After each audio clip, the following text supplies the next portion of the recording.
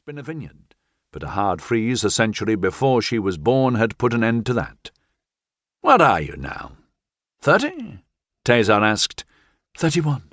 "Honestly, Louisen, what are you doing with yourself?" Louisen stuck the pipe into the corner of her mouth and inhaled. She tilted her head back and blew a long stream of smoke at the ceiling. It had never occurred to Louisen that she should be doing anything in particular with herself.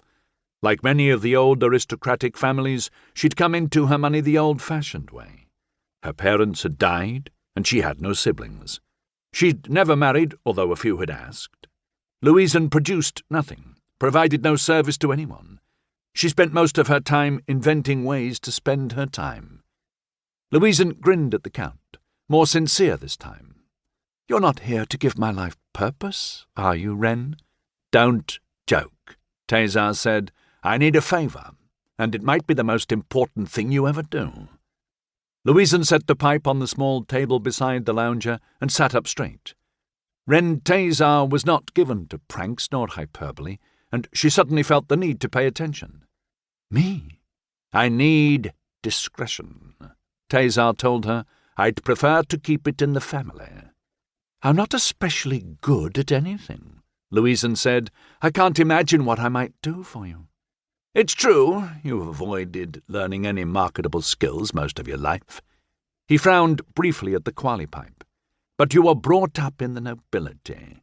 You know our ways, how to dress and act at all the best parties, who you allow to kiss your hand, and who you demand must kiss your ass. You know what to say and how and to whom. The world you take for granted would bewilder any common peasant." "You've a dozen other useless relations clunking about in that castle of yours, who all live in the same world," Louisen reminded him. "Obviously there's more." "Of course there's more," Tantor said. "You're not close to anyone." "I have friends." "Any you trust?" Louisen snorted. "Those backstabbers? Not likely." "Right. You know better. I wouldn't trust you to show up if I needed an honest day's work out of you. You'd sleep right through to lunch despite your best intentions. But you know how things work and when to keep your mouth shut." "So, what is it you want?" she asked.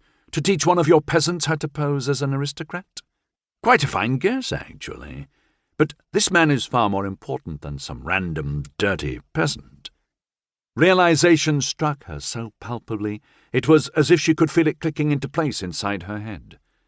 "It's that hulking brute of a hunchback you keep as a pet in your hunting cabin, isn't it?" Tantor looked startled. Louisen had never seen him caught off guard before.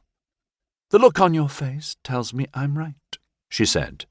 "How did you know about him?"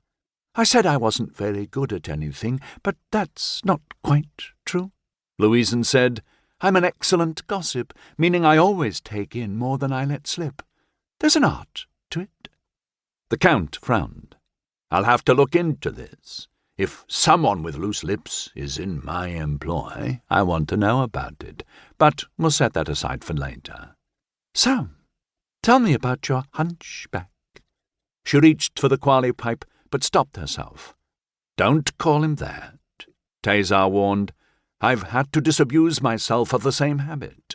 He's certainly no peasant, but he is rough around the edges. It was his idea that someone like you might spend some time with him, smoothing those edges."